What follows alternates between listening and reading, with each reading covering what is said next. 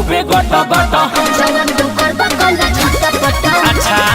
देखे फटार कपे चलती हटा मारे लगा जवन तू करबा कला छाता पटा ना होई देखे फटार कपे चलती हटा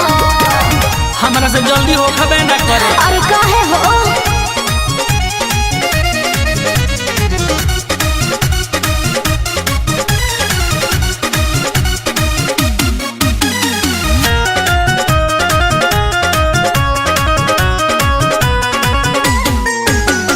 नैहर में रहनी छूटा चरत या ससुरा में भइनी गुलाम हो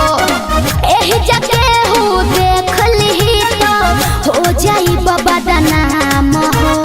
का हो जाई अरे बहुत कुछ हो जाई नु ओइसन बात बात चला ए कोरा गोरी यार होई बिछाई के बोरा गोरी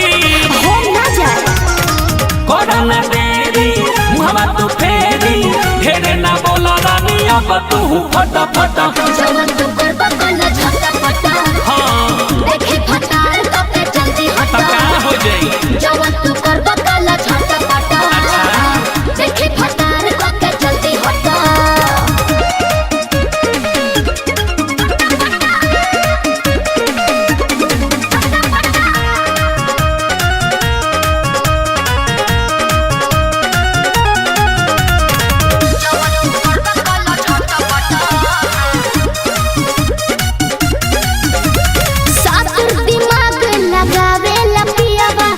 बात तू नहीं बुझेला दहिया के हमारा झुलुआ बना के खाली तू यही पर झूलेला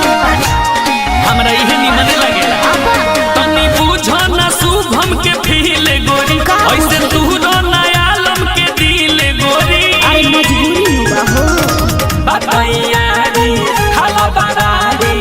अब ए रानी तनी दहिया में सटा सटा जवन तू करबा कला छाता पटा काहे हो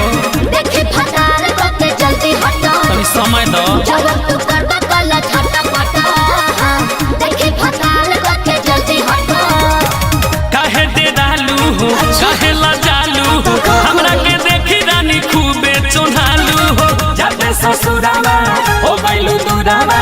खइलू लई हरावा में तू खूबे गटा गटा जवन तू करबा कला छाता पटा अच्छा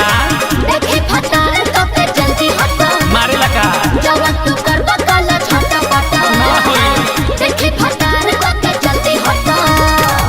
हमरा से जल्दी हो खबे ना करे।